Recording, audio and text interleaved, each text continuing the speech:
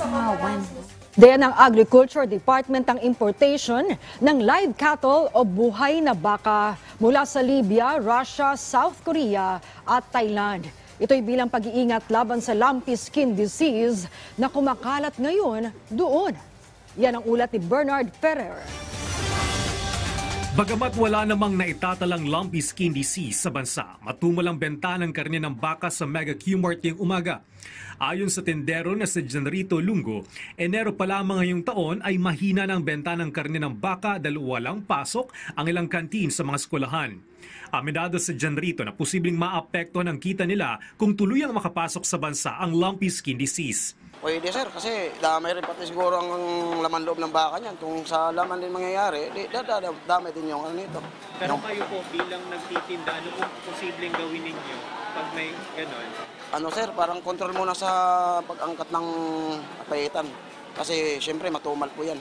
Maging si Rose, nasuki ng karne ng baka, hindi raw muna bibili ng karne ng baka kung sakaling may maitalang lumpy skin disease sa bansa. Pag ano talagang nasa news na, siguro avoid tayo sa ganun.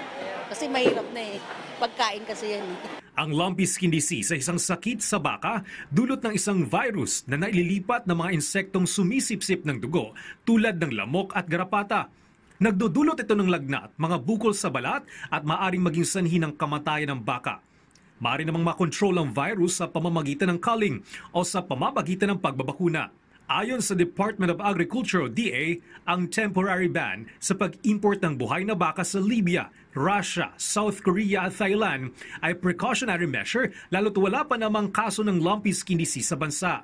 Hindi naman sakop ng temporary ban ang itinuturing na safe commodities tulad ng skeletal muscle meat, gelatin at collagen, tallow, hooves at horns mula sa mga nasabing mga bansa basta't accredited sila na mag-import at nakasunod sa mga alituntunin at kondisyon ng Pilipinas.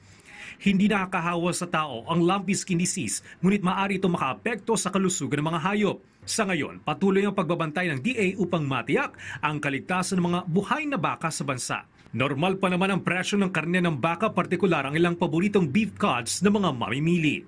Bernard Ferrer para sa Pambansang TV sa Bagong Pilipinas.